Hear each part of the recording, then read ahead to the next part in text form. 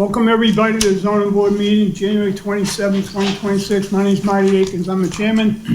Mr. Vice Chairman, Mr. Chin, board member, Mr. Himmel, Mr. O'Brien. Beside me, my clerk, our clerk, Mrs. Griffin. Behind me, the Director of Inspectional Services, Mr. Conlon. If you have a cell phone, please put it on silent or vibrate, not to interrupt the meeting. If you're gonna speak, please go outside. Hard enough to hear here as it is. Can I have a motion to waive the reading in the minutes? Chair, move to accept and waive the reading of the minutes for the regularly scheduled meeting of January 13, 2026. Second. On the motion, seeing none, all in favor? Aye. Opposed, so moved. Under new business, ZBA 25-3, Jim Chen for variance special permit, subdivide the parcel and construct a single-family dwelling on the new parcel on the premise number 23, Botox Street. If anyone's gonna testify tonight, Mr. Chin, if you could. If anyone's gonna testify tonight, please stand up and raise your right hand. If you don't take an oath, you will not speak. If you do not take an oath, you will not speak. So if you want to speak, maybe even, take an oath, please. Thank you. Do you swear or affirm to tell the truth, the whole truth, and nothing but the truth in the matters now in hearing? Thank you. Chen, you have the floor. Good evening, Mr. Chairman, members of the board. My name is Jim Chen of JCPT Architect, with the address of 606 Washington Street. The project before you tonight is 23 Botox Street. It's a single-family residence in a Res B zoning district with Is approximately this the same owner? same owner, Same owner 3 times? 3 times. And why is he doing that? Why is he coming here 3 times, every time? Is he changing anything on it? Yes, so a I saw little the bit. side gone, right? A little bit history about that is that the first one, the applicant proposed to construct a 3 townhouse. The board Yeah. thinks that's too big, and Right. we withdrew that. And the second one was proposing a single family to the next of to the vacant lot next door. The board suggests that we subdivide the lot and then create a it's independent lot, not connected to Okay. the original. Thank During that. I know it's been here a couple times. I've Yes. seen it. Same one, all right. So the project's the same, it's just subdividing into 2 lots, lot 17 and 25. So why don't you explain so the people here know what's going on? Okay, so this time around, we're submitting the applicant is submitting proposal request to subdivide the existing lot. It used to be independent lot 17 and lot 23. So the newly created lot with a size of 4,176 square feet. And the old lot will be 524 square feet. That existing single family on the right side, where is 23 Botox, that's going to remain as a single family. And to the left of the structure, we're going to demo the enclosed porch to maintain that 6.5 feet setback on the left side. So the newly created lot, we're proposing a single family with 3 bedroom, 3 bath. Approximately 2,200 square feet of living space. And that also remains one single family. And then to the left side, we have 2 parking spaces to the left side of the lot. This lot is actually in the wetland zoning district. The wetland will need approval from the conservation. But we're away from the 50 feet buffer zone. So the applicant is actually seeking for a variance for minimum lot size, minimum lot frontage, excessive FAR, and then the front yard setback and side yard setback. The topography on this site is actually a challenge. There's a significant drop from the front on Botox to the back. It's about a story, 1-story drop. In addition, the lot is restraining itself considering its proximity with to the wetlands. So we got some restricted setback from the wetland.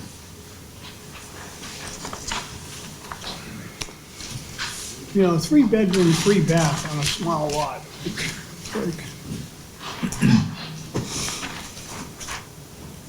I don't know why I maybe said yeah last time for the same exact thing. Maybe thinking someone could build there, because it's gonna be tough. I know it's a tough place to build. The cost.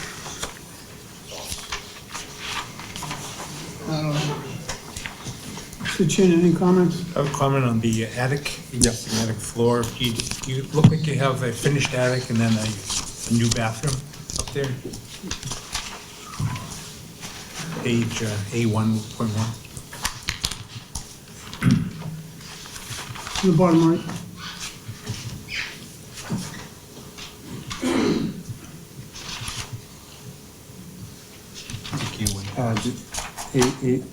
I'm sorry, I think it's A1.1. Yeah. 1.1.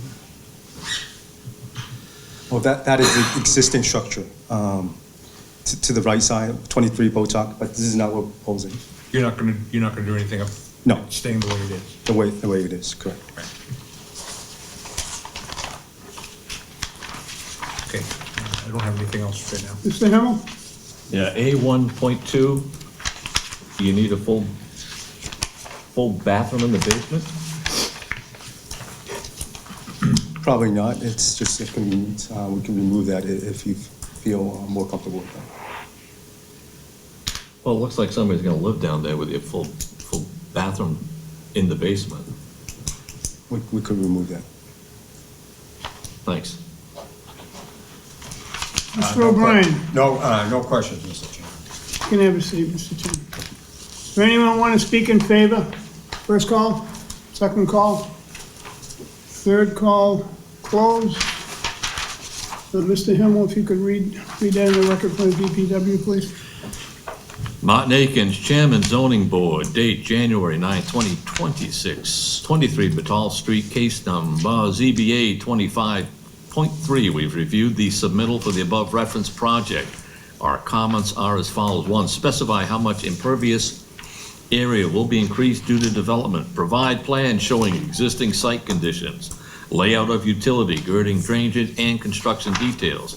Explain how the surface runoff will be discharged and treated. Install survey monuments to delineate the subdivision. The monument shall be set by a professional land surveyor. 5, record the subdivision plan with the registry of deeds. 6, provide dimensional and grades for the paving area and all driveway entrances. 7, the existing paving of Batal Street was repaved in 2025. There's a 5-year moratorium for any digging on new paved streets. 8, upon completion of project as-built plans showing all utilities, building footprints need to be submitted along with a digital file. We call a part of hearing closed. Anyone opposed or undecided? First call, second call, third call closed.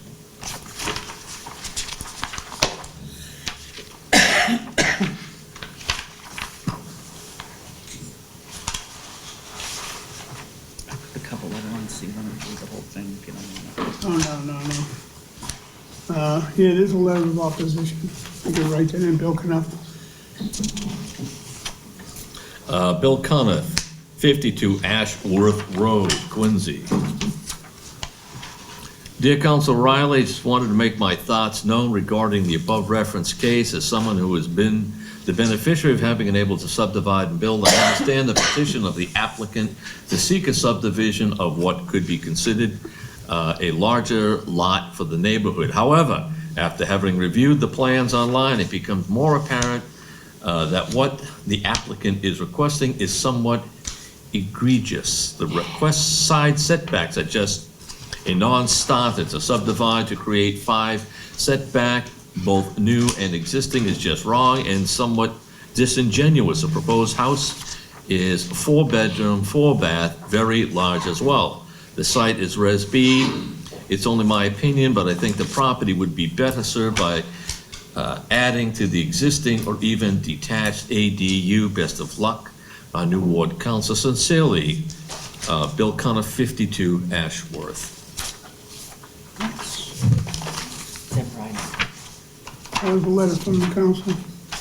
And I highlighted what she wrote, because she also attached Mr. Cuniff's Same email letter. to that. Just what you've outlined? Yeah. Just what you yeah. wrote, yes. Good afternoon, Ms. Griffin. Due to another ward matter this evening, I was unable to attend tonight's zoning.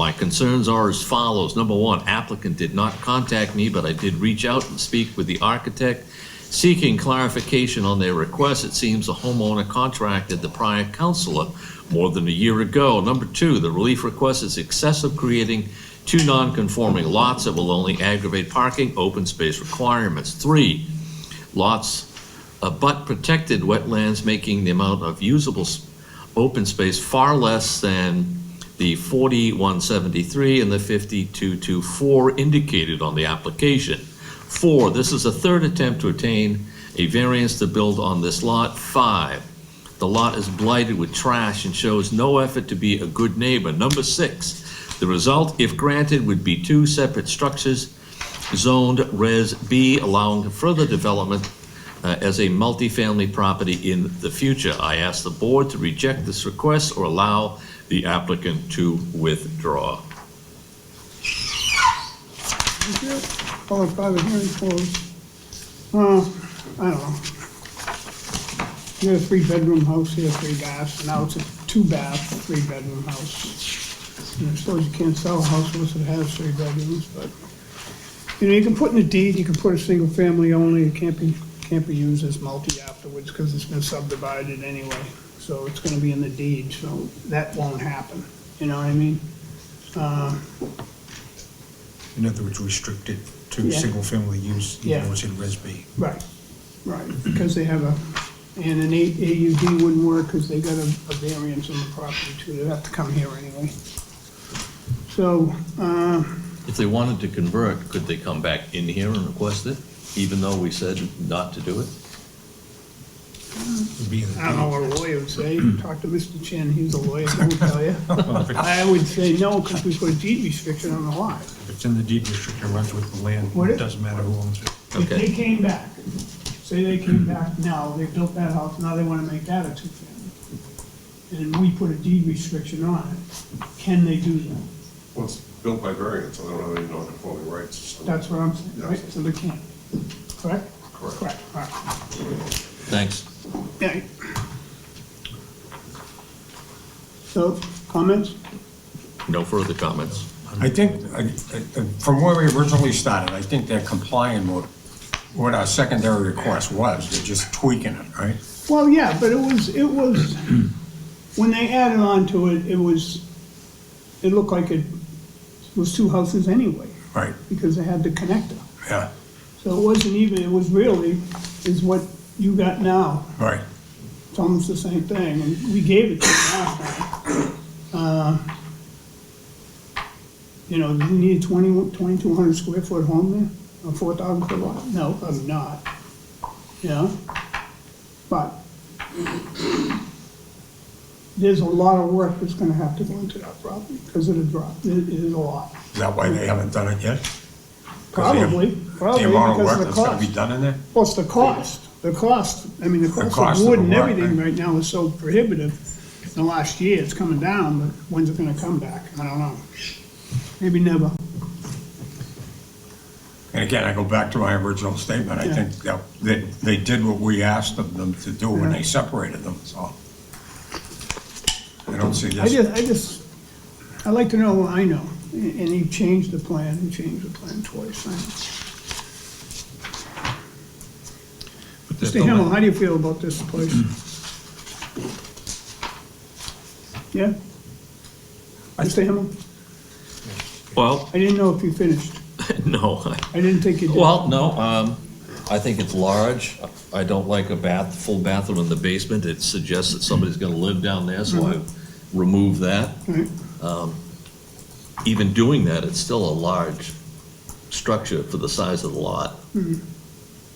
I know, we could shrink it down and give the other guy more room too. I don't know how much more room you can do, but. It's gonna be non-owner. Mr. Chin? I'm assuming this is non-owner occupied since the applicant lives in Westwood. Right. So these 2 properties will be sold as separate, Or just rentals, single-family oriented. yeah. Well, like Charlie says, I'm looking at the notes because I didn't attend the last hearing on this. He could either withdraw and submit 2 new petitions for subdivision or 1 physical larger building on both lots. So he has done one of those two. Right. Right. Yeah. Right. So it's just a matter of whether the size is objectionable based on the size of the lot. But for me, I don't like creating two non-conforming lots, and I see that someone did mention that at the last hearing that I wasn't at. So if we're going to create two non-conventional sized lots, I would rather see this, the home size a little smaller to allow for the buffer between the two structures. And we also have tandem parking on the left, on the new Right. proposed one, Right. which means that if you're gonna have 3 bedrooms and 2 tandem parking spaces, it's gonna be a little bit tight. You know, I mean, I don't know, you can bring it down a foot, 10 inches, 24. It gives them another 7 feet or so on the side, you know? Want to ask the 7 architect? foot, that'll be almost 8 feet on that side, Yeah. on the lot line. The neighbors better hope they like each other. Yeah, I can't even imagine them mind buying that, right?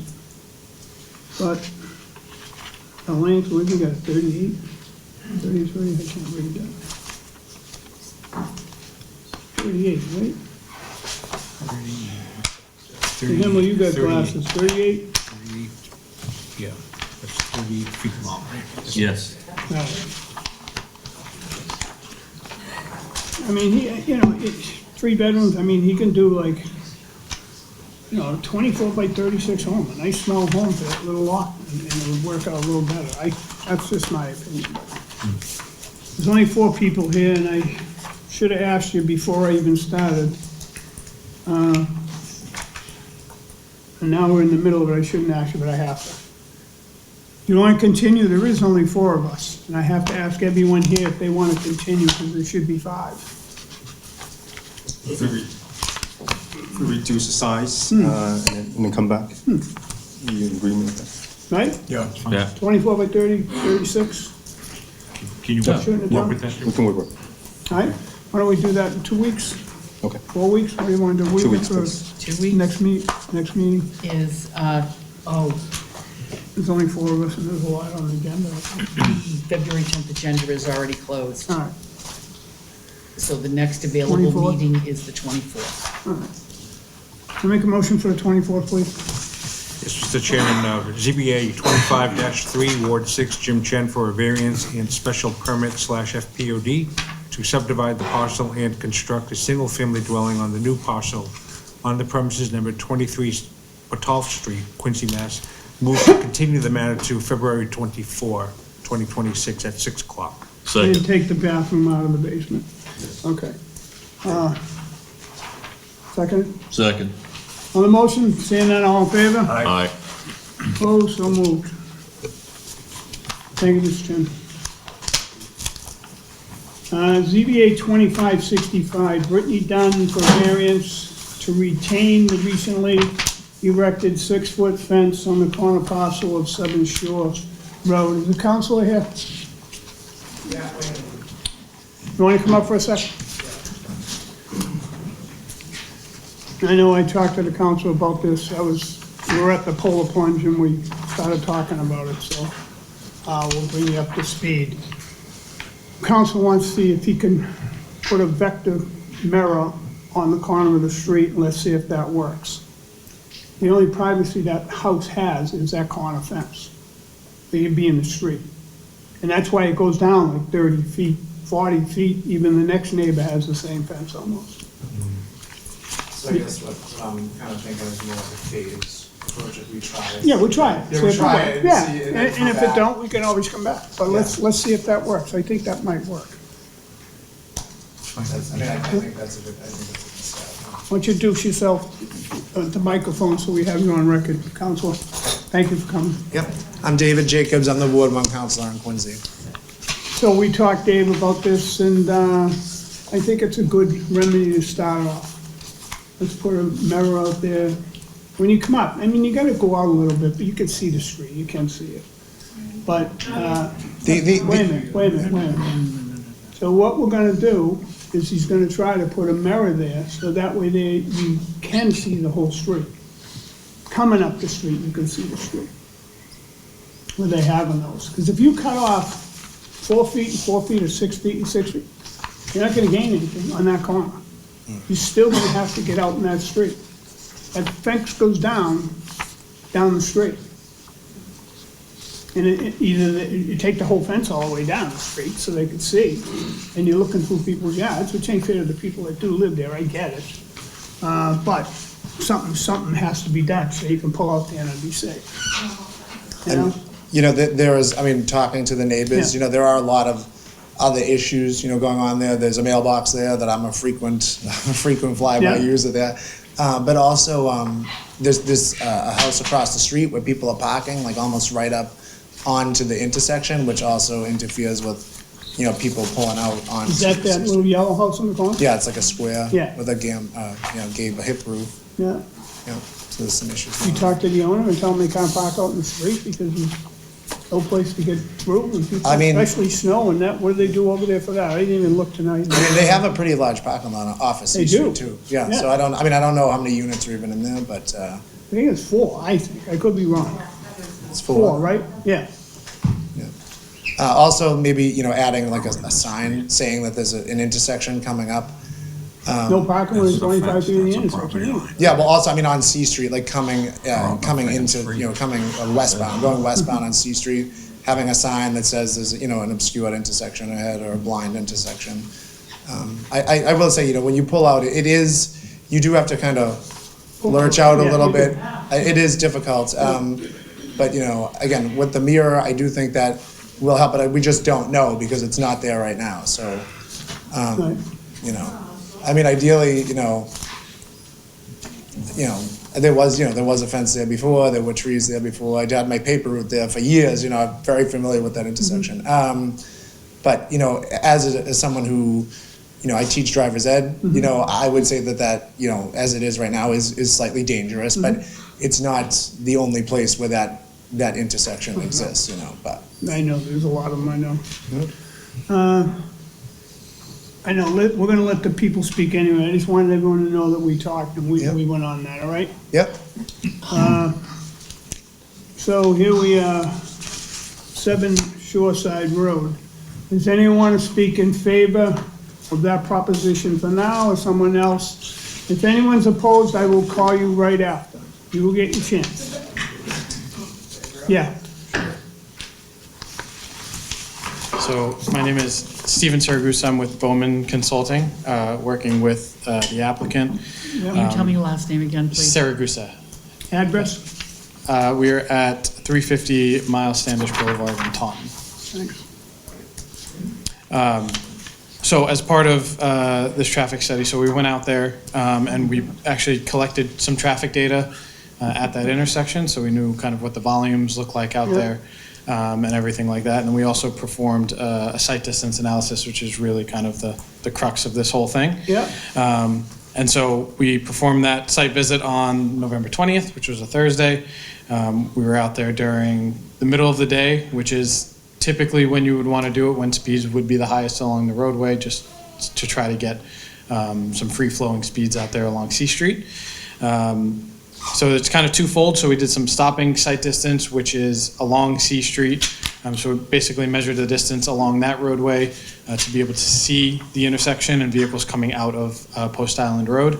And so there is significant site distance out there, approximately 500 plus feet, just looking down C Street towards the intersection in both directions. So then the second part of that is intersection site distance along Post Island Road, looking out onto C Street. Looking to the right, there's really no issue. Again, over 500 feet, that's really not the kind of, again, the crux of this whole thing. Right. Looking to the left where that fence is located. So typically we take site distance measurements at a distance of 14 and a half feet back from the edge of the traveled way, which is your standard. At that distance, you can see approximately 215 feet down the roadway. At 10 feet, which is probably more indicative of how drivers behave and, creeping forward into the intersection a bit, but still set 10 feet back from that intersection, it increases to about 360 feet down the roadway, which at 360 feet is greater than the recommended distance per AASHTO. And even at 215 feet, at that 14 and a half feet back from the intersection, it is actually greater than the required stopping sight distance looking down C Street, if that kind of makes sense there. So which is really kind of the threshold there. As long as that intersection sight distance looking down the roadway is greater than for vehicles on C Street. So that's kind of the main point there. So that is kind of what we looked at. We understand that at that point, whether it's a 4-foot fence, our standard height is 3.5 feet off the roadway is typical driver eye height. So there would be no real significant change whether that fence was down at 4 feet versus at 6 feet. So more than happy to answer any questions about any of that. No, we get it. We also know the road too. We live there. We know the road down there. These people know the road too. Thank you. Yep. Any I questions? have a question. Oh, okay, Mr. Ryan. The city traffic engineer said that it's the 85 percentile along C Street was in excess of 40 miles an hour versus the posted speed of 25. And she points out that that makes a difference because of the speed Yes, it does. at 155. Would you consider that at 40 if that's what the 85 percentile shows? So there's, I guess, twofold to that answer. So typically, you can. At the same time, the design speed of that roadway is 25 miles an hour. And so, Design is 25? so that's the way that the city has designed that roadway, and that's how the speed limit had been, I would assume. I'm not Miss Rule, I'm not who came up with that, but that is how that would be signed for a speed limit. So in order to change that speed limit, then yes, you would go out there and you would Well, I collect some think, speeds. if I'm not mistaken, I think the city just came down to 25 in populated areas. Yeah, It wasn't, I don't think it's based on design speed, I think it's based on a citywide speed limit. So, well, if you look at the first one going down from the intersection up north by the pizza place, the first sign says 30, you get down 2 poles, says 25. I don't know why the sign's there, but it's there. 2 signs on that road, 30. And you start driving and you see it, it says no, 25. what I'm saying, he's saying the design speed, usually posted speed limit's lower than the design speed, so that you have a little Yeah, area there, That but thing's designed from for. 20, I'm sure it's, I think it's higher than that, but It's from got 4 40, lanes, right. the 85% percentile of people doing 40 miles an hour there, that's a lot, that's a So higher at number. 40 miles an hour, if we did Sounds like use they need that, a speed trap. the stopping sight Right. distance would still meet that 40 mile an hour speed limit threshold requirement. The stopping distance wouldn't change between 40. The stopping sight distance is greater than, again, looking southbound towards the intersection, which is on your right. That is greater than 500 feet, which again would meet for 40 miles an hour. Thank you. Any other questions? No question. Does anyone want to speak in favor? First call?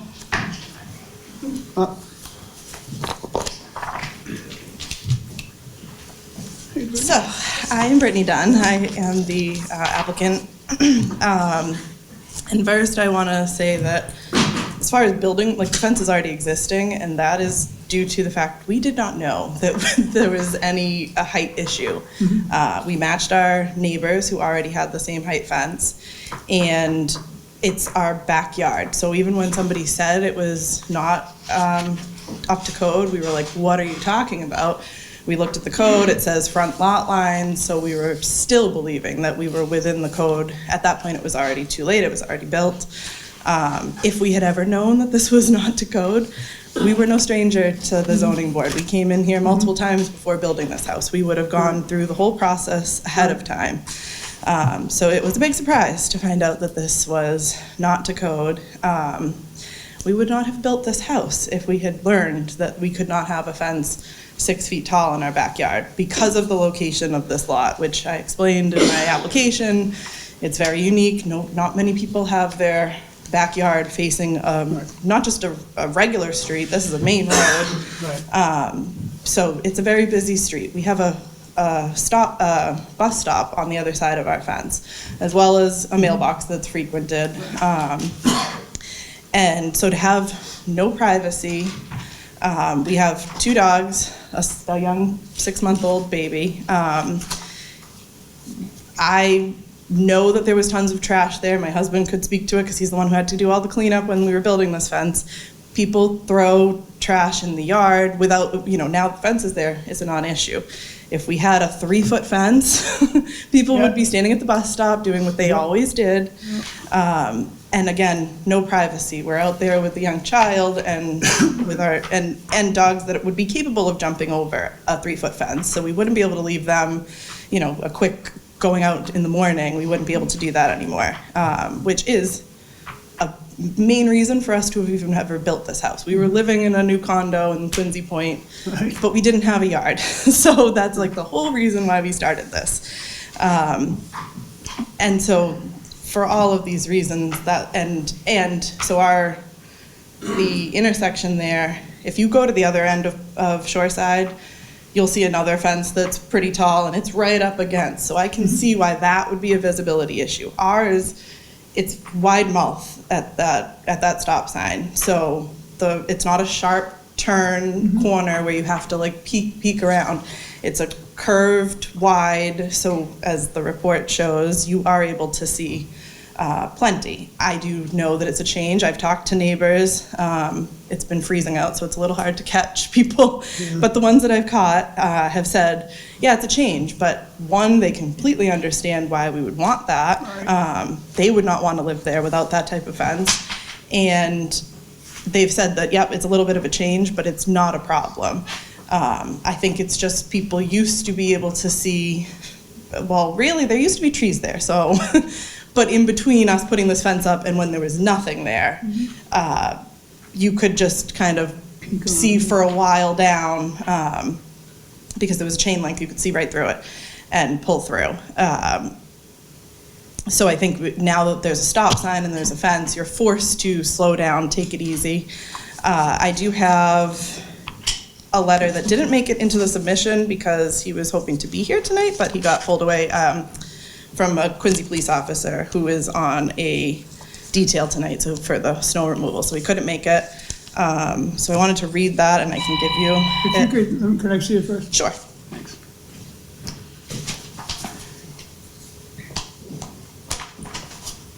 We can read this into the record for you. How's that? Mr. Himmel, if you would read this into the record for us, please.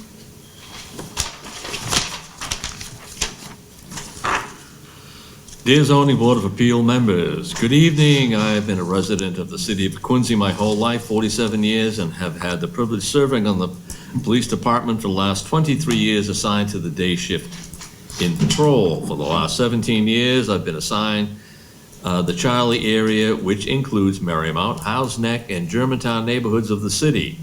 In these years, I cannot remember responding to the intersection of Post Island and C Street for any motor vehicle accidents. With this letter, copies of the 4 accidents have occurred near the intersection on C Street over the last 10 years. All 4 accidents occurred by the marsh at 633 C Street and involved vehicles hitting utility poles or oncoming traffic. My personal opinion, there is enough visibility even with Mr. Dunn's fence to safely pull out of Post Island onto C Street. Thank you for your time. John, what was that, Lecce? What time is the record, please? You still have the floor. Okay, and I have the copies of the accidents as well. And so in the last 16 years, there's been 4 accidents, and like the letter I think said, that none of them have been related to that intersection. It's been single car type accidents. And there have been none since the fence was put up, which I don't remember the date, but it's been up for a little bit. And there has not been any issues. And as I mentioned, we are hoping to put a pool in next year because we are planning on to be here for some time. So we wanted a fence that would, meet and exceed the requirement for that as well. And also, again, for privacy. And was there anything else? The coyotes that I mentioned in the area. There's so many reasons why we really, but I know that the biggest issue is, of course, the visibility, and I think that's been proven that you are capable of seeing. And we also did check with, so if you were to put up a 3-foot fence on top of the curb, the way that the elevation is there, it would be equivalent to 4 feet high from where the stop sign is, which would make it taller than cars. So it wouldn't make a difference whether we did what we were within right to do or did the 6-foot fence that we thought we were within right to do. I know, I think everyone's just looking for some safety there, and we're gonna. Right. And I'd like I to do see think the something mirror. tried there as a convex or something. I think we Right. look at that first. I did speak with that was the last point, I guess. I called the traffic department to ask, because I had said I was planning on putting up a mirror, but then I was like, I don't want to do anything without approval, Right. now that we know we need approval. And so the woman, I think Ally at the traffic department said she would be in favor of doing a mirror, just to wait to see what you all decided. And there is a crosswalk there, so I know David Jacobs had mentioned about putting a sign ahead of time to warn of the upcoming intersection, but there is at least a crosswalk and I think a sign for the crosswalk that should be slowing people down. And it isn't our job, which is what Ally said. It's not our Do they have job one that to lights there? I don't think they do, but. lights, no Lighted one, right? lights, You really no. need that there too. That David should be did there, most suggest definitely. that would be a You good get a thing kid to have crossing the there, too. street there, it could be a horror show. Right, Yeah. right. But Ally said, it is supposed to be 25 miles an hour there. It's not our job to enforce that people are following that. So hopefully they are. And I have seen a lot of patrols, which is surprising to me, for speed traps lately. So potentially they're actually trying to really Yeah. enforce it now. Yeah. I think that's all I have. Do you have any questions Thank for you, me? thank you. Is there anyone else want to speak in favor? Mr. Dunn. Oh, I know you'd be here tonight. Mr. Chairman. Name and address for the record. James Dunn, 167 Babcock Street. This is my son's house, his wife, and my grandchild's. I bought that property probably 15 years ago. It was a one-story cottage, and it was against code and everything. It flooded, the big storm we had, and my son works very hard, and he wanted a new house. So he had his heart set on that, and we built his dream. He works very hard. But I've talked with Ally. I'm no stranger here. I've talked with Ally, and the bottom line is the speed on C Street. Has nothing to do with the distance, has nothing to do with anything. You're doing 40 miles an hour up C Street, there's a car coming up past you on the right-hand side, 50 miles an hour. It has to do with demographics, the change in demographics in the area in Howes Neck. People are moving in from all over, not that that's not good, but Wait a minute. Marty Winneckers, okay, but that, you could tell, the BMWs, the Volvos, zoom right by you like you're standing still. Again, Ally said, Jimmy, this is not your problem. This is a police matter. If there was ever a road to slow down the cars and go to a single lane, that stretch of C Street from Germantown down should be one lane in and one lane out. That's the only way you're gonna stop this, okay? But it's like New England Dragway out there. And like my daughter-in-law said, you couldn't see through that corner before we took all the bushes and everything out of that corner to clear it up. And we honestly didn't know anything about the fence. We didn't think about it. It's a peculiar lot because it has frontage on 3 streets, Post Island, C Street, and Shoreside. It's, so that's about it, and you're probably saving me a lot of money for bail when, people are throwing their dog feces bags and their nip bottles in the yard, and my grandson picks one up, okay? Because that's what we were cleaning up. and, you know, they should put I'll a attest to that. I was at that Ten- property a couple of times. $10 deposit on Disgusting. nip bottles, Yeah. okay? It's People the only throwing way you're shit gonna over there. stop it. It's ludicrous. Matter of fact, I've never seen so many in my life at doing Peter O'Connell's project up here at Adams Street by Stop and Save across from the funeral. Never saw so many nip bottles in my life in the bushes. It's crazy. Yeah. I thank the board for your time and consideration on this Thank you, matter. Mr. Dunn. Thank you. Anyone else? Last call? Call it part of the hearing. Someone, Oh, you want to speak? I'm sorry, I didn't see you there.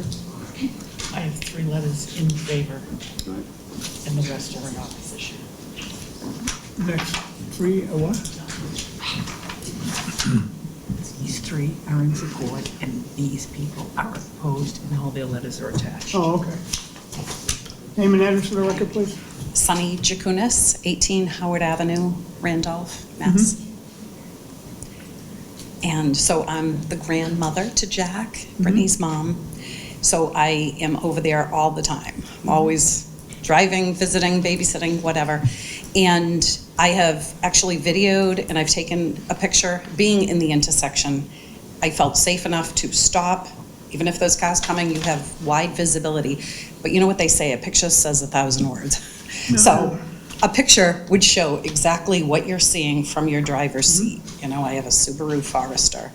I'm very safety conscious. Of course, you know, Jack is probably the one who's most vulnerable to being in a dangerous vehicle if that intersection is not safe for the neighborhood. You know, he's the most precious, or the youngest anyway. So I would be concerned about that. I don't feel unsafe there. I don't feel like I have to exit off of Shoreside. Is it Shoreside? Yeah. Instead of Post Island Road. I feel that there's wide visibility, but I do think change is hard for people to accept. Nobody likes change, really. I think the majority don't. So it is an adjustment, but, you know, what if there was an accident, heaven forbid, from someone speeding down C Street? Isn't a 6-foot fence, although it is PVC, isn't it a little bit more of a deterrent from a car coming in than a 3-foot PVC fence? Anyway, those are just my thoughts, and I did take a picture. I can't find it at the moment, but I can find it in the video. Thank you. So, okay, thank you. Is there anyone else? Last call? Call that part of the hearing closed. Anyone opposed or on the side? Is there anything from DPW? DPW has nothing to say. Okay. Opposed or on the side? Anyone else want to speak? Come right up. Name and address for the record, please. Hi, my name is Jessica Allen. I live at 14 Shoreside Road, right across the street from the new house. Honestly, this is awkward, but like, welcome to the neighborhood. I also have very small children, younger than Jack, so also small children on the street. We loved watching the house be built. The fence does look nice, but it replaced a much lower, see-through chain link fence. And this new fence completely blocks the visibility of oncoming traffic. In order to see oncoming traffic on C Street, drivers have to pull the nose of their car out into the active travel lane. I recently have been out just trying to turn, and people are honking at me because they feel like I'm in their way when they're driving towards me. This is a dangerous maneuver on such a busy road. C Street, despite its speed limit, is a high-speed thoroughfare, which I know we've discussed. Not many people are out there driving 25 miles an hour with trucks and, as we said, MBTA buses. There's a bus stop right there. We have our 3 young children and drive through the intersection many times a day. I am on a leave from work right now, but I work night shift at Children's Hospital, and so when I go back to work in a month or 2, I'm leaving at night. So just to add to the danger, it's dark when I'm trying to pull out to get to work. The applicants noted in their letter that they plan to install a safety mirror, which effectively acknowledges that the sight lines are currently blocked. If we're acknowledging that there's a safety issue, that we should put a mirror, to me, it's a little bit of a Band-Aid on a bigger safety issue. we know that driving the car is dangerous. It is by far the most dangerous thing we do with our children every day. And so we're not asking for the fence to be removed. I understand that they want privacy, they have dogs, but we want them to get their privacy and to keep the entire neighborhood safe. We ask that the corner clearance be maintained. It sounds like there's been a private traffic engineer who's come to look at the sight lines, but I'm not sure if our city engineer has gone out there and like documented the sight lines. I know it was discussed a little bit, but we're asking if they could come verify the sight lines at that specific section of the fence on the corner, and that it be set back or angled just enough to restore a clear view of the road. Thank you. Thanks. Is there anyone else, opposed or undecided? If we could come up or sit up front, so we're not waiting for everyone to walk through. We got a long night tonight. Anyone's gonna speak next? The only reason we suggested the mirror was because some of I got that, Mr. Dunn, believe me. I got the whole thing. They even said they had a video and everything that I heard it all. I did. And at night, We all heard that. I get it. Nope, Mrs. Dunn, please. My name is Sal Balsamo. I live at 27 Post Island Road. Yep. To say that there really isn't any significant change in visibility prior to the fence being built and the fence being built is just not true. If you stop at the line that's indicated at the stop sign, I don't know if anybody has any pictures here, but if any of you tried to do that, you cannot see anybody who's coming in that slow lane. It's just, it can't be done. I've seen individuals pull halfway into that slow lane in order to look left to see whether or not a car is coming. Part of that, it's not only danger in that, but what I see people doing is always looking left and not looking right. And I know of an occasion where somebody went out there looking left, didn't see somebody who was just going to cross the street on the right-hand side. Now, I know that when you get to a corner, you should really be looking left and right. But believe me, if your concern really is that you're not going to get creamed by a car coming left, you're not really paying much attention to what's going on the right-hand side. The mirror, maybe. Mirror can be, it depends on what kind of mirror is up there. Mirrors can really be distorted what's coming. And I don't know if that's the answer to that. Keeping a fence at 6 feet, but moving it back at that corner, just putting it back. You can even put a nice garden there and make it look nice. That would be helpful. To say that lowering the fence to 4 feet, if it's kept the way it is now, it's probably not going to be helpful.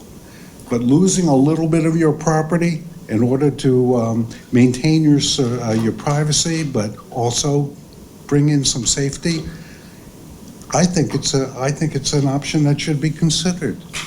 I could go on and on with this, but I'm going to let other people speak to that. Thank you. Thank you. Good evening, Joe Carter, 12 Poplar Road. Tell me your address again. 12 Poplar. Thank you. Yeah, it's on Post Island. So I've lived there since 1987, and obviously there were far better sight lines in the past prior to the fence being installed. I don't want to see a hardship for the Dunn family. We've all acknowledged that there is a speed issue on C Street. I don't think we're going to resolve that anytime soon, but there's nobody doing 25 miles an hour, and to have this whole traffic study based upon unrealistic speeds doesn't make a lot of sense to me either, because I'd say 40 is more like the going rate on C Street. It's a huge straightaway, we all know that. So what the solution would be, I'm not particularly sure. Maybe the mirror, that would be a good place to start, at least, I would say. And it's not much outlay. I don't know who foots that, if that's on the city or the Dunns. The city? Yeah. You know, that would be one thing to visit for sure. But yeah, it's definitely treachery because you're right at C Street in the first lane, the westbound lane, when you can get a straight sight line all the way down C Street. And again, you know, I sympathize with these guys, you know, being on C Street. I've lived on C Street myself. Yeah. You know, the trash, the noise, the riffraff, all the rest. So that's all. You know, I just want to see what the possibilities are, and, you know, we need to do something different because that doesn't work. The sight lines were far superior in the past due to the fact that it was a chain link fence and there were some scrub trees, but you could absolutely see as you approach the corner. So, thank you for your time. Anyone else? Opposed or undecided? Second call? Counsel, you want to speak? Sorry, thank you. So, Hold on. You want to speak, ma'am? If there's anyone else who wants to speak, please come up. Name and address for the record. Hi, my name is Mary Ann Balsamo. I was born on Shoreside Road, but now I live at 27 Post Island Road. Okay. So I've been in the neighborhood for a long time, and actually, I do believe that we've had mirrors up in that intersection in the long ago past, which were probably always taken down and broken and knocked down by the kids in the neighborhood. Just to say, I don't think that's a good solution. I drive out of my neighborhood all the time, and I try to walk out of my neighborhood all the time too. And I know that people are not caring that someone's coming out of Post Island Road. No one is really slowing down for us or being gracious that you're exiting the street or stopping to let you cross the street. People are really speeding down the road. The tall fence, unfortunately, dangerously reduces the visibility. You can't see through it. You could see through the chain link fence. We welcome change in the neighborhood. My family home is turned into a lovely, big, new house where we grew up. And so we welcome change. It's just not a safe change. It's impossible to see the oncoming traffic from the left. People stop me coming and going of all ages to say that they don't feel safe. It's not us older drivers, 20-year-olds come and say that too. I understand that the homeowner has a real desire for privacy, and I'm sure someone could probably make a nice design solution and working within their property lines. As a nurse practitioner, I'm sure a dangerous injury is just waiting to happen here due to this lack of visibility. And that stop sign does nothing to improve the visibility. You're stopping, and there's such a long way to go before you can begin to see down the road. So thank you very much for listening to me.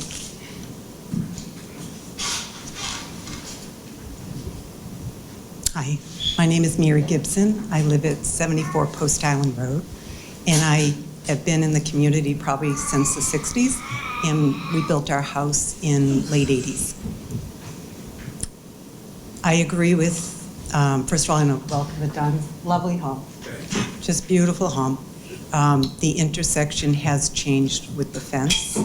I think a few things that came up tonight that may be helpful is to try a mirror on the right side beside the stop sign. I also think that, just a comment, that people do not stop when you have a carriage to cross C Street, when I try to take the grandchild across. So that would be helpful to have a light there. And it is difficult. I too, as a nurse, leave in the dark in the morning, have been, and now babysitting, I still leave in the dark, and I'm hoping that I can see the lights on the car on that inner lane coming up C Street. And as everyone has said here, they fly. That inner section flies in the morning. I'm very grateful. I have a high car as a Jeep, so I can maybe see a little bit more, and I'm tall, but I can't imagine coming out in a small car there. Thank you. Thank you.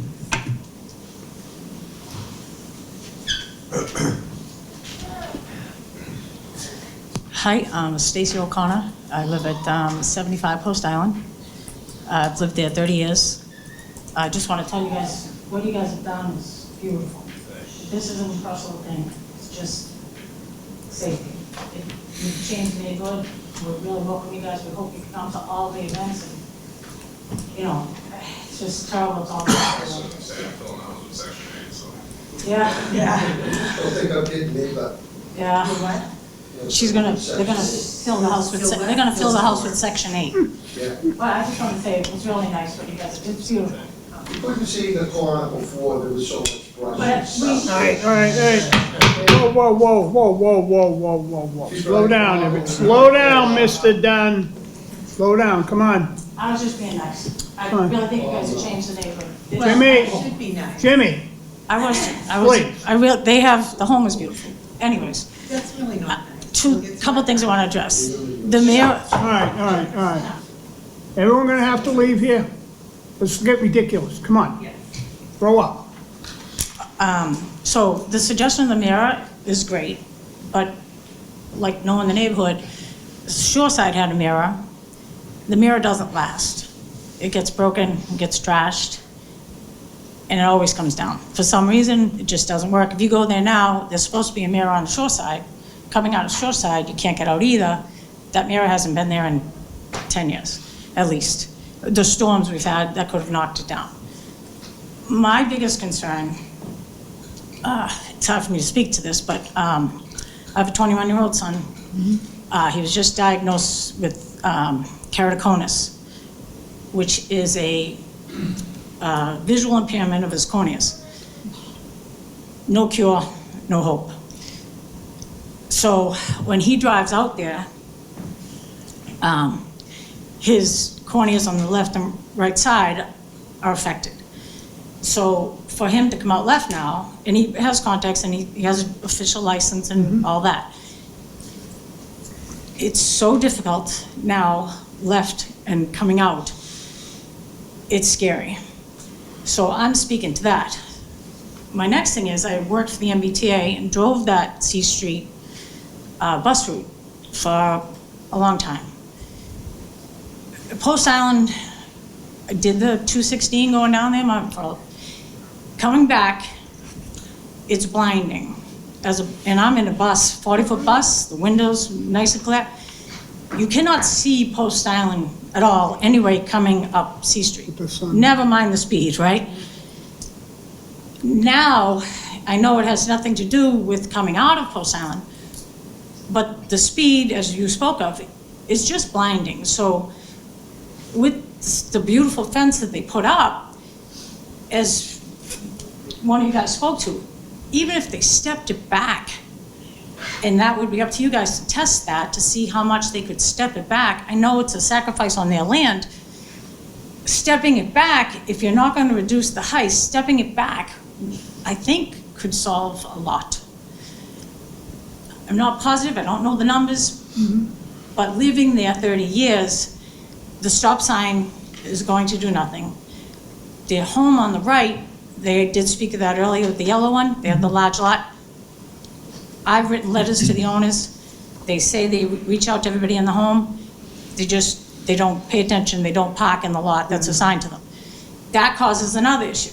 But even with the snowstorm today, and if you guys went by there today, and we know it was an emergency, that snow is high. So now, there's one lane on Post Island. You're coming out around the snow, and you're on the second lane of C Street, and we know it was because of the emergency. These things aren't adding up. A mirror is a great suggestion. It's just not enough. So that's all I have to say. I just hope that we can come to this, and we don't want any animosity in the neighborhood. No, right. It's a great neighborhood. We want you guys to feel welcome. It's just, That's what we're hoping. it's just, right? Like, that's all we want. You have a great family in the neighborhood. You got little ones coming in. You should be friends with your neighbors across the street. It's just a crazy All right, thing, all right, you know? all right. But, Here, all right, up thank here. you, guys. Counselor, you're up. Right. Thank you, Ward 1 Councilor David Jacobs. What I've heard tonight is really just about a community that's really concerned about their safety. Nobody is, I don't want to say opposed to this fence. I hear, the opposite. These people feel for the Dunn family and not being able to feel like they have the privacy in their own home. There's been a lot of great ideas thrown about. The mirror was one of them. A traffic light would be ideal. We've just had Don't slow down people. Listen, we've just had two new traffic lights installed on C Street, both probably less effective than this one would be. Exactly. I don't know how that works, if a traffic light can be installed there. I've crossed that street. I delivered the newspaper from Most Blessed Sacrament Church to Time Out Pizza for 6 years, up and down Babcock Street too. But I don't sense any animosity. Even the idea of stepping that fence back, I'm not, mathematician, I'm not a sightline person, but 3 feet, maybe, push that fence back 3 feet. And I know Mr. Dunn brought up, the future of C Street from Time Out Pizza down to the House Neck Rock. I don't know what that looks like, and I know Brittany and I talked about that briefly online. I told her I was honest, I don't know. It has been brought up. And I agree with Mr. Dunn. It could be one lane.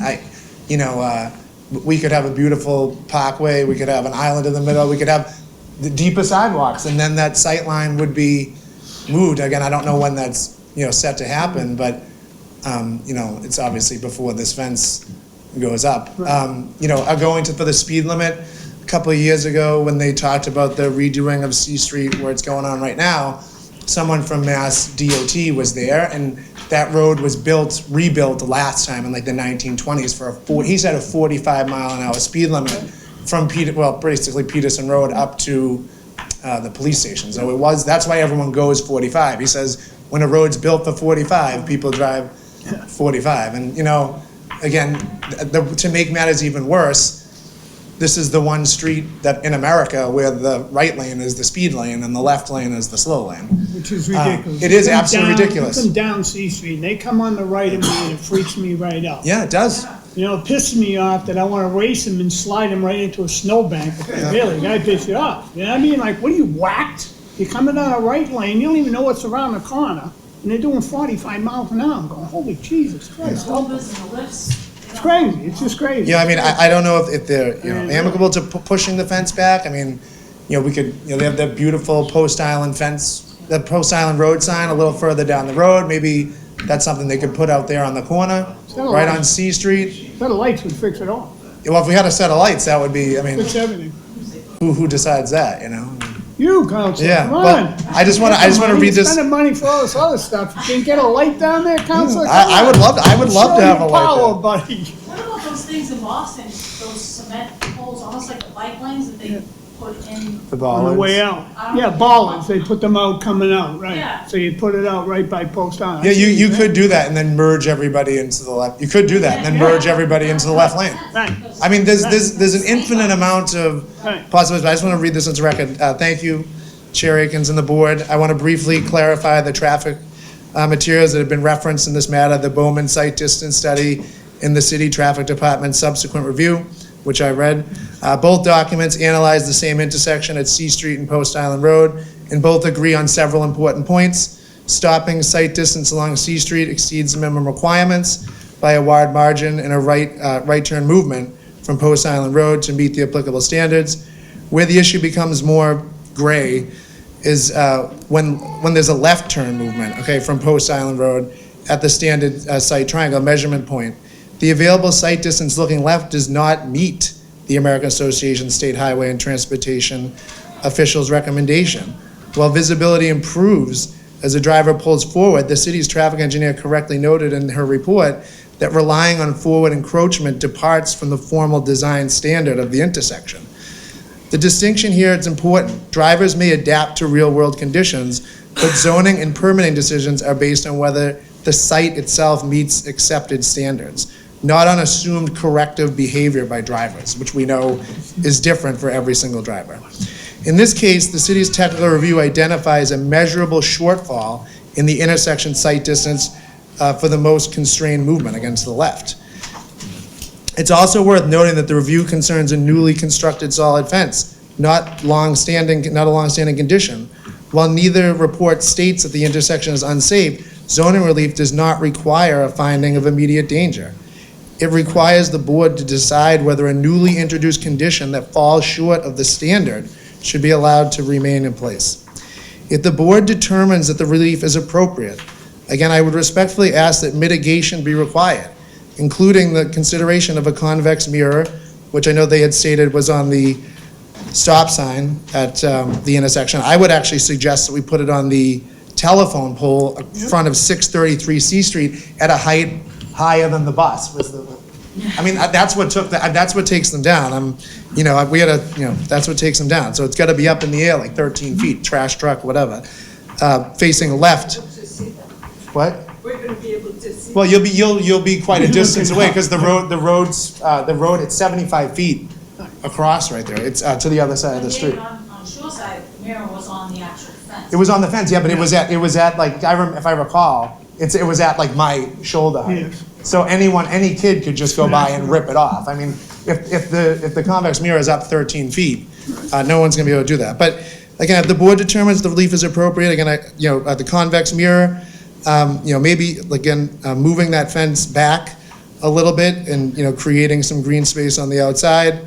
Again, I know that's a loss to their lot. Advanced warning signage, the blind intersection. I love the idea of the bollards. Again, just to even just slow people down because it's ridiculous. I leave every day at 6 o'clock and I'm going at least 35 miles an hour and people are blowing by I'm me. gonna arrest you tomorrow, Council. What? You're gonna arrest me tomorrow? Yeah, well, I just think I see a bunch of people here who want to come to a compromise and who want these individuals to stay in their neighborhood. They have built a beautiful home. Everyone who lives in House Neck has gone down that road, has watched it go up. I love the wreath they had over the circular window. It's like they made the wreath right. It's beautiful. It's a beautiful house. So, and we want them to stay. So. Thank you, Council. All right, guys. I know it's not gonna be fixed in a day. I would like to see a mirror go right up right away. And then see how it works for a while. Give it a couple of months, see how it works, or a month, and then talk about it again. Bring it back.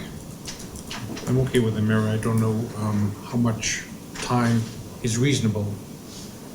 2 Whether a months? month is too short. Yeah, 2 months. Whether 3 months is appropriate before we consider other options. All right. But that's up to. Be great if there was a light there.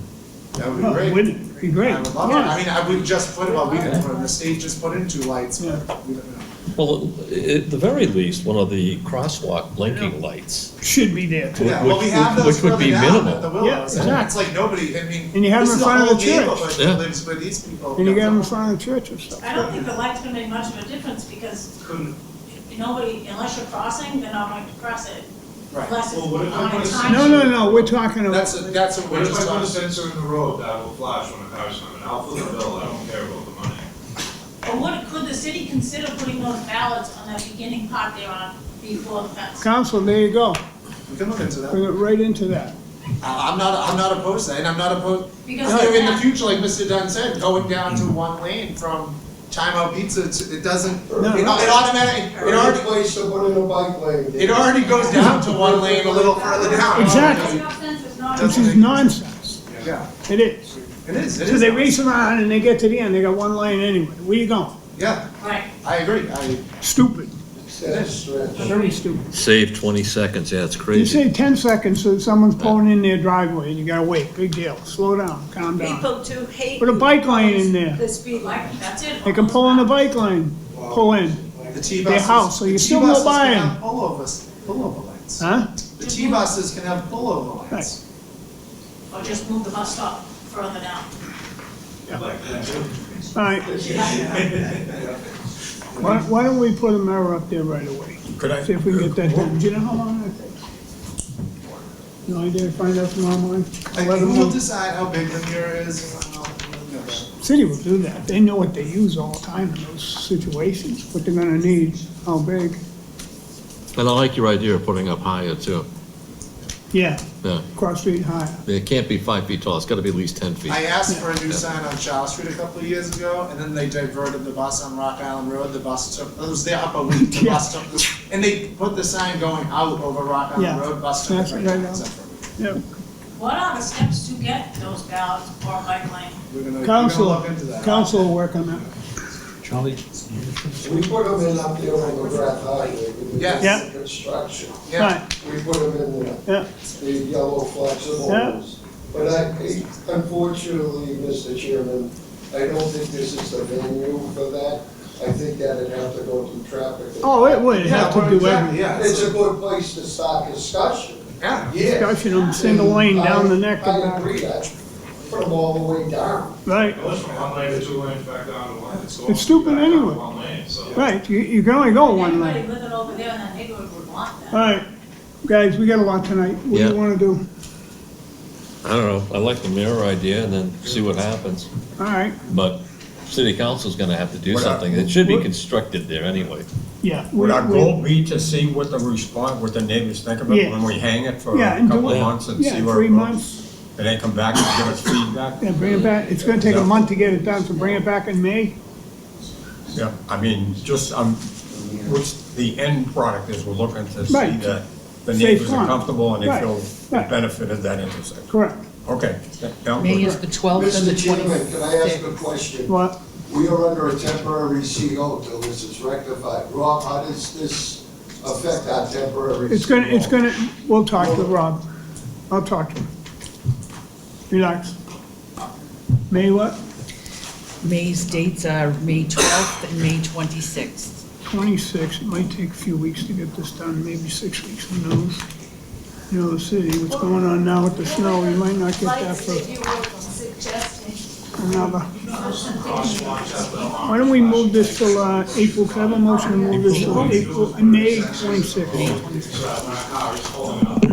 Mr. Chair, ZBA 2565, Ward 1, Brittany Dunn for a variance to retain the recently erected 6-foot fence on Guys, wait a quarter minute. parcel on the premises numbered 7 Shoreside Road, Quincy, Mass. Move to continue the matter to May 26, 2026 at 6 o'clock p.m. Second. On the motion, seeing none, all in favor? Aye. Oh, so moved. Take 2 minutes and we'll resume. Could you read them into the record, These are all the letters please? that I received. The ones on the top are in favor, and the ones on the, are opposed, and these are in support. You'll put them addresses No, down. you could just read the name and address. Just need the name and address. All I right, just wanna- Ryan Jennifer McDonald, 11 Post Island This Road. is, these are the people in favor. You're gonna reopen that? Yeah, I'm gonna reopen it so you can put that in the record, please. All in favor? Aye. Oh, so moved. Mr. Ryan Himmel. and Jennifer McDonald, 11 Post Island Road. Amelia Carrera, 86 Post Island Road. Mike and Cindy Carter, 5 Post Island Road. Catherine Lawler, 86 Post Island Road. Charles Cote, 68 Post Island Road. Chun Pak Nguyen, 31 Post Island Road. Patrick Allen, 14 Shoreside Road. Those are all opposed? Opposed. Letters in support. James Mentz, 41 Post Island Road. Joseph and Diane McGonigal, 45 Post Island Road. Michael Fryer, 661 C Street, in support. Thank you. Motion to close that? All in favor? Aye. Opposed, so moved. Back to new business. ZBA 2571, Brian LaRoche for a variance finding a special permit for applying to expand the existing structure both vertically and horizontally in addition to reconstruction and extending the existing front porch in a flood zone on the premise number 35 Hooper Street. Mr. LaRoche, you have the floor. Mr. Chairman, and members of the board, thank you for having me. Brian LaRoche, 67 Mears Ave in Quincy, here on behalf of the applicants. 35 Hooper, existing dwelling is a split-level ranch-style home. It's not exactly a ranch, but the front of the building is at a lower level, and the back of the building steps up about 4 feet. So essentially, it's one-level living, and it is fully within flood zone, land subject to coastal flooding. So we're here tonight for special permit and, as you mentioned, a few variances. So I'll go through the presentation.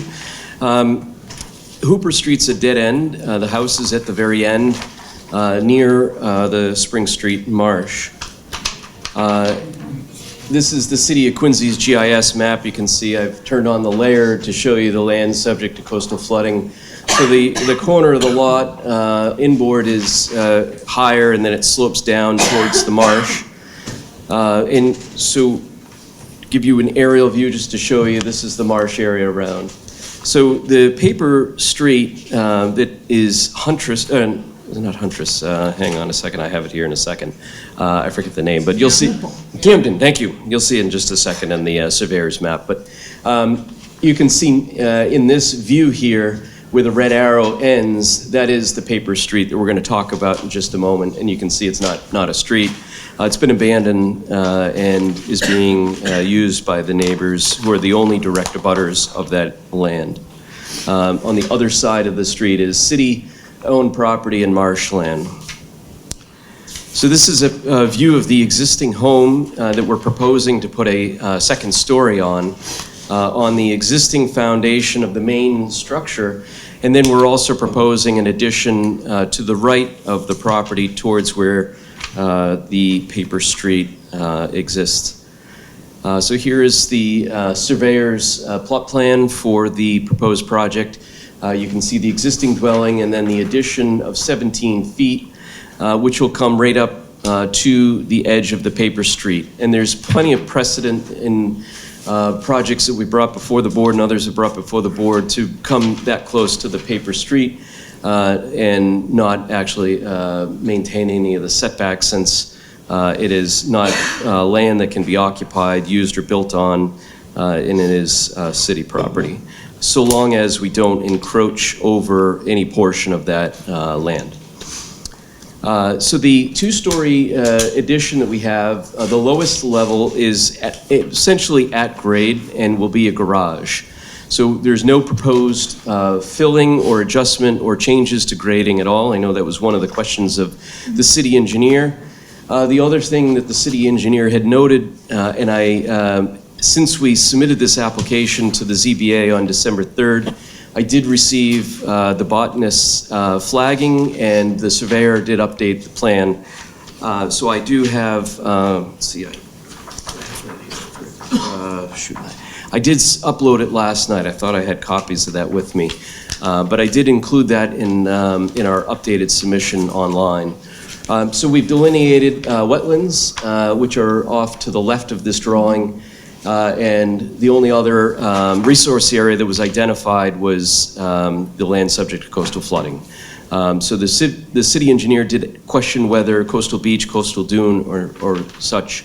None of those do exist here. It's just the land bordering wetlands. And I'll show you that report in just a few minutes. So this is just a quick diagram. I've reorientated the plans. So Hooper Street's down now at the lower end. So as you come in and look at the front of the property, this is the existing porch that we're looking to reconstruct and make just slightly deeper. And then the garage, which is new, off to the right with the second story above it. Everything to the left of the garage is existing, but we're going to be expanding to add a second story to it. And then in order to protect the wetlands, we do have the hay bales and the silt fence that we're going to put down gradient. And this project is going to conservation next week, so we'll be reviewing a lot of those things with them. Those are some of the things were mentioned in the city engineer's letter. And then to show you the proposal here, at the first floor you can see the existing floor sort of steps up to the rear. That's the existing configuration, which we're going to maintain. And then we're going to remove the roof and put a full second story on top of the existing structure. So really the front space is fairly tall, but the back of the building on that main first floor is 7'9". So we're keeping it as low as we can, and then using an 8-foot ceiling for the upper level. So we've done our best to keep it low. It's below the 35 feet, which is a code requirement. And then you can see here, these are the images of the proposed dwelling, which we have at the front. The farmer's porch gets reconstructed, and then the second story above, we extend the chimney on the left, and then the garage at the lower level, which is right at the grade, which is at the same level as the basement, so that we can facilitate flooding, equalization of the foundation. So we have flood vents around the garage, which will allow water to inundate and flood the lowest level, which is this crawl space that you can see here. So we're setting the garage slab at that elevation so that the whole structure is flood compliant. And then on the dimensional form, as we write in our letter and what we're looking for, the front yard setback, it's because of the porch reconstruction and making it sized so that we can put furniture, and they can occupy it a little bit more. So we're looking to get a little bit more of a forward setback to 9'9" from 11.2 feet. And then the right side, as I mentioned, to the paper street, 0.4 feet. And then the only other thing, because of that paper street, we need to get a variance for the parking setback to the driveway, which is also the 0.4 feet. And then we're proposing a 20-foot wide driveway. And then in the letter, just to highlight the things we were looking for is the 3 setbacks, and then the special permit for land subject to coastal flooding. And then the only other item I have is a finding for the horizontal and vertical extension of a non-conforming footprint per section 3.45. And that concludes the presentation, if you have any questions. No, I think you did a nice job again, Brian, on that house. I have no questions. I have no questions. No questions. Same old. Can I have a seat, Brian? Thank you. Is there anyone like to speak in favor? Yes, Mr. Chairman, members of the board, my name is PJ Foley, 787 C Street. I want to speak in favor of this. I think it's a tremendous improvement for that community, and the views from that across Rock Island Cove are spectacular. Yeah. So I'm all in favor of this. Thank you very Thank you. much. Is there anyone else want to speak in favor? Second call, third call, counsel, you want to speak? Yep, I am Dave Jacobs again, Ward 1 City Councilor. I looked at these plans in advance. Mr. LaRoche was kind enough to email them to me about 6 weeks ago. I did speak with neighbors on Hooper Street to get, some kind of general insight on what was going on. I didn't hear any negative kind of feedback about it. As far as I know, they're within their property line. It is a little close to Camden Street, but I don't think the city's ever gonna, they're never gonna do anything there. So, I think that's that ship has sailed, as they say. It's still there. Yeah, it's still there. Yeah, it's still there. It's still there. Yeah. You can get over the park around the corner. Yeah, well, there's some sheds on the other side, but, yeah. Thank you, All right. counsel. Anything from the, I failed to bring the letter from the DPW. just put it in there that the DPW letter will be adhered to in forms. It's scanned to the file. Great, great. No problem. No big deal. That's fine. No big deal. I forget to wake up some days. Is there anyone opposed or undecided? First call, second call, third call, closed. I'll be voting in favor. I think it's a very nice project. Yes, I agree. Good project. Yeah, in favor. It's a nice improvement. Yeah, agreed. Motion, please. Mr. Chair, ZBA 25-71, Ward 1, Brian LaRoche for a variance finding and special permit FPOD to expand the existing structure both vertically and horizontally, in addition to reconstructing and extending the existing front porch in a flood zone on the premises number 35 Hooper Street, Quincy, Mass. I move to allow the petition. Second. On the motion, seeing none, all in favor? Aye. Opposed? So moved.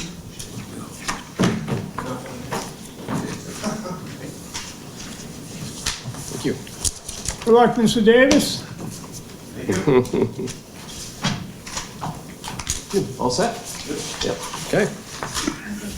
Further on tonight's agenda.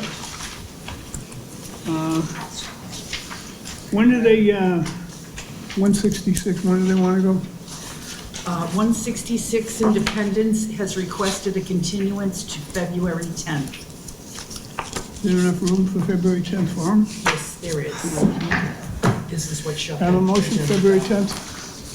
Thanks. Mr. Chair, ZBA 25-77, Ward 4, Brian Hardiman for a variance and finding to raise the existing structure and construct a 3-story, 6-unit dwelling with 8 surface parking spaces on the premises numbered 166 Independence Avenue, Quincy, Mass. Move to continue that matter to February 10, 2026 at 6 o'clock. Second. On the motion, seeing none, all in favor? Aye. Opposed, so moved. CBA 2572, Vinyl Road for variance, special permit floodplain to redivide number 7, number 13 Peterson Road, construct a flood-compliant single-family dwelling on number 13, and widen the existing driveway on number 7, the premises of 13 Peterson Road in Quincy. Mr. Roach, you have the floor. Thank you, Mr. Chairman. Brian LaRoche, 67 Mears Ave. I'm here presenting on behalf of the applicant. This property here, 13 Peterson Road, has been before you before, so I will give you first a little orientation of the property, and then I'll speak to the original ZBA presentation I made to you in 2024. So 13 Peterson Road, you can see this is the Willow section of C Street as it curves around at the Welcome to Howe's Neck Rock. Backing up to the property is the MWRA sewer easement and embankment at the back. And then to the south is City of Quincy property. The property is L-shaped. The 3 parcels are co-owned by my client, PJ Foley. And to the south, that paper street is Draper Street, which is not really a street. It will never be built. And the area to the back of the property near Draper is wetland area, and I'll show you that in just a moment. Zooming into the property, just to show you a little more closer, there is an existing home on Peterson, which is 7 Peterson. You did approve the subdivision of this lot already, so that property already exists as a separate parcel. And just again to show you this site, if I could, I'll just walk up to show a little bit more. So this is 7 Peterson. We already have a subdivision that's been approved and recorded to separate this parcel. So really what we're talking about tonight is the area here, which we're referring to as 13 Peterson Road. Right now, this is sort of a stone dust area. This is a grass area, and I'll show you the picture of what it looks like in the summertime before all the snow. So you can see the gravel area off to the left is sort of an older fence in between, and then the area that's grass on the right. This is all one parcel of land that is owned by the applicant. So this is the what it was originally, and then before we came before you with the subdivision, you have the 3 lots. So now Peterson Road's at the bottom, and then you can see we have delineated the wetlands in the area outside of the property to the top left. This is what we presented to you in June of 2024, which you approved under ZBA case 2437. This was for a single-family dwelling that was flood compliant, and this property at the time was permitted on, we intended, and it was designed to be permitted under the 9th edition of the building code. But since the building code has changed to the 10th edition and we are into new requirements for building in flood zone that are much more stringent. So this sort of caused us to go back and look at a new design that we needed to come back to you anyways, because the time had elapsed more than a year for that original approval. So we have a couple of things that we want to go over with you. So here's the lot. If I can just toggle between the two, you can see this is what it was approved, and now this is what we're going to be asking. So one of the things that we're asking for is the redivide the property. It's already been subdivided, so we want to maintain that, but we're looking to redelineate that line, redivide the lot, so that 7 Peterson has 50 feet of frontage, and the other lot, Lot 2, which is 13 Peterson, would have 65 feet. When we originally presented this to you, we came with an equal frontage between the two lots. And my client would like to reconsider that and ask for your permission to redivide the lot. Number 7 is a very small home. It's pushed fairly close. You know, it's been there a long time, so very close to the property line. So there's a lot of room between it and what we're proposing for the property line. And like I said, it is a very small home, and there are wetlands behind, and you're in flood zone. So if they were ever to do anything with this lot to reconstruct, it would take quite a bit. So 50 feet for this small of a dwelling is what we're asking for. We think is a reasonable ask, which would give us a better frontage for the other lot, lot number 2, 13 Peterson. And so what we would like to do to ensure that we keep cars off of the road, Peterson Road, which is a private way, really doesn't have much room, we would like to ask for an approval to increase the width of the driveways 5 feet at the street, 6 feet to the rear. It doesn't really follow the property line. So that's our other ask is the extension of the driveway, the bituminous driveway for number 7. Then we get into the dwelling. So what we presented and what you have before you look different. And the reason being is that when we got into the design, what I submitted to you, and when my client fully realized what the design meant, that's pier construction. It has 12 by 12 concrete piers set almost every 12 feet. And breakaway wall construction at the lower level, and is set on helical piles with grade beams. It's a very expensive design. So my client, it was more than my client wanted to endeavor for the project, and has decided to downsize significantly the project and reduce the footprint to get it outside of what we're calling, it's the moderate wave action zone. So with the new FEMA flood maps and the new building code, there's a coastal A zone.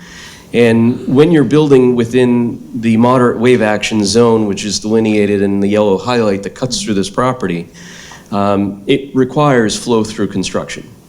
And so it's no small endeavor to do that. However, if you're outside of that limit and you're in the MIWA, the minimal wave action, you can build what we're used to for flood compliant structure, where you have to provide flood vents and equalization, and we can do a traditional foundation. So what we're actually presenting to you tonight is a reduction in the proposal that we're asking for here. I don't have a design yet of the dwelling, but we're looking for just 2 items of relief. It's the rear setback and special permit to build in flood. Otherwise, we would be proposing a zoning compliant structure. It would be 2 stories, and we would have flood vents in the basement and so forth, but it would just be 2 stories. And 13 feet is the setback to the property line on the left, and we're set well back from the street, so we don't need that. And then the other is the frontage. So we would need relief on the frontage. But we're increasing the frontage of this particular lot. So we think that's an improvement over what we're proposing. And so The 28 by 36 structure you're putting? Yeah, essentially garage at the lower level with a, my client lives at the corner of Peterson and C Street, and he'd like to use the above the garage for a guest house for his visitors to come and stay. The lower level, which is garage, he would use as his workshop and for his boat storage as well. Yeah. So the modifications to the dimensional form that we submitted are shown in red. So front, we'd be increasing the setback. Rear, we had proposed 2.5 feet. We're actually asking for 3.5 feet now, so that's an improvement. And then left, It is getting closer to the left property line, but it is within zoning. Zoning requires 13, so we're not asking for a variance there. And the right side is well in excess of the requirement of 13 feet at 50. So we don't think this is, I know this is a change that happened after we made our submission, but we're asking for something less than we had originally. So we have for you, I'll hand you, this letter was uploaded to the portal, and then these are the revised drawing site plan that I'm presenting to you tonight, so that you have this documentation. Sorry. And Kate, I have a copy for you. Thanks. You do?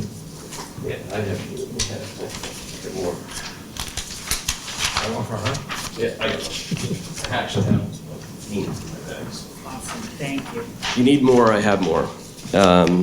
So just to recap, we're asking for rear setback variance, frontage variance, and special permit because of land subject to coastal flowage. And that is... What's the home consisting of? He'd like to have one bathroom, one bedroom, open plan. Huh? One bath, one bed, open plan. Am I correct in making that say one bedroom, open plan? I was gonna ask 2 lots just as a guest lot, primary and a guest. Okay, and then suite, okay. Not gonna put anything downstairs. You're gonna go upstairs to use the bathroom? That's gonna be a garage. No, I'm just saying, like, you're having a shop, Yeah. toilet downstairs. Like, you wanna hop upstairs to use the toilet? When you want a toilet downstairs on the first floor? Well, the problem A is, friend of mine in New Hampshire has a shop, toilet's upstairs. Mr. Chairman, I would, yes, we could include that in, You want a half bath down there, right? That'd be perfect. You need 2 baths and a half bath. Thank you. That would be, you're right, that would be. and so this project is, we have to go before conservation. We have not yet. Because of the changes to the plans that just occurred Friday, I held off on completing that submission, but we will. So we are within the setback of wetlands, so we're within a little beyond the 25-foot buffer, but we will make sure that we have all the erosion controls and so forth. We'll make that presentation to the Conservation Commission and ask for an order of conditions. There is wetland to the back of the property. Right. We have a wetland scientist that is delineated Yeah. and so forth. All right, you got 2 stories there. Go over it again, what you got in the bottom floor, what you got in the top floor. So the lowest level is will be a 2-car garage, stair to bring you upstairs. So as we just discussed, we'll put a half bath at the first level just below the stair. So we're trying, it's really meant as a workshop and a place to store boat, like a skiff that can be worked on over the winter. And then the upstairs used as like a guest house. So 1 open floor, really an open floor plan, 1 bedroom that's enclosed with an open plan. 24 by 38, That is correct. 36. Yep, 2 stories. 28 by 38. Yep. So the upstairs would just be a 1-level, small, Wide flat. open. Yep, wide open. Well, 1 bedroom, and then the rest of it open. Yeah, Yep. okay. Any questions? No question. No. I'm good. Thank you very much. Can I have a seat, Mr. Roach? Does anyone want to speak in favor?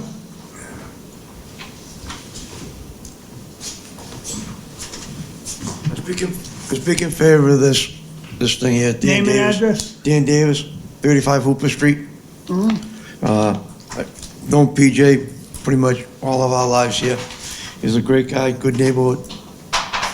He's done a lot for our community. He wants to keep it small. He lives here, he's not moving, he's not making anything out of this. He's just taking care of his friends and stuff. He's a great guy. I'm in favor of it. Thank you, Mr. Davis. Does anyone else want to speak in favor? Second call, third call? Anything for correspondence? DPW. DPW? I'll get right to you. Not yet. Only 1 page? 1 page. Need a letter from the DPW we have to read in? 13 Peterson Road, KZBA 2572. 1, provide existing condition plan with all the Resource areas delineated, the FEMA flood line and the line of moderate wave action must be delineated correctly on the plans. 2, explain how the surface runoff will be treated and discharged. It looks like the foundation type on the area under the moderate wave action is not appropriate. We recommend pile foundation should be used. 4, provide a profile view of the proposed building. No fill will be allowed in the flood zone. 5, upon completion of the project, as-built plan showing all utilities, building footprints need to be submitted along with digital file. Elevation certificate should also be submitted if the property is in the flood zone. Thank you. Call upon the hearing closed. And anyone opposed or undecided? 1, 2, 3, council, you're up. Hi, David Jacobs, Ward 1 Counselor. Can I just ask a few questions about that? So, this is the driveway as it exists right now? Yes. And so how many cars right now fit across tandem? 3, including one back to 3.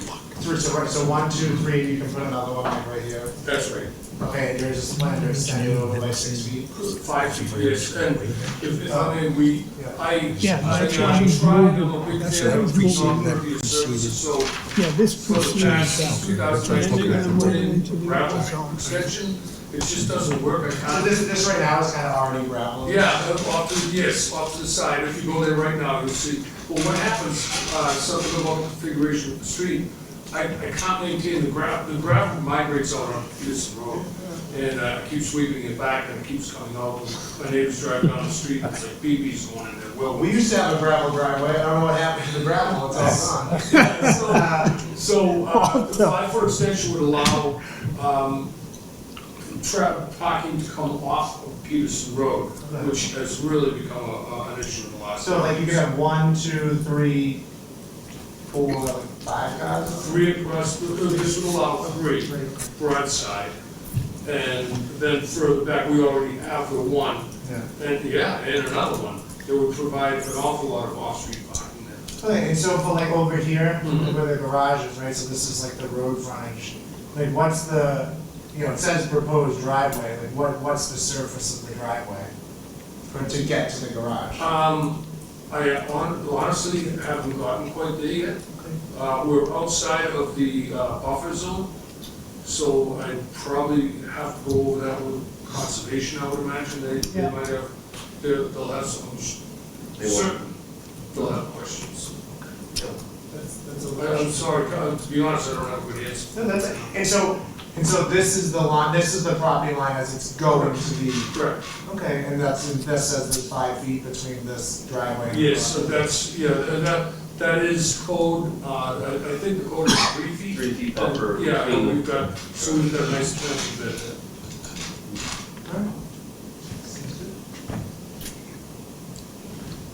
Those are all the questions I have at this. Thank you, council. I'll be voting in favor. I think it's a nice project, wide open, clean, simple, smooth.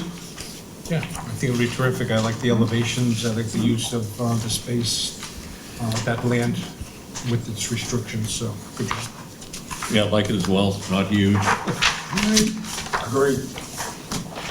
Have a motion, please. Mr. Chair, ZBA 2572, Ward 1, Brian LaRoche, for a variance and special permit, FPOD, to redivide number 7 and number 13 Peterson Road, construct a flood-compliant single-family dwelling on number 13, and widen the existing driveway of number 7 on the premises number 13 Peterson Road, Quincy, Massachusetts. I move to allow the petition. Second. On the motion, seeing that, all in favor? Aye. Opposed, so moved. Motion adjourned? 7:51. Move to adjourn. Second. All in favor? Aye.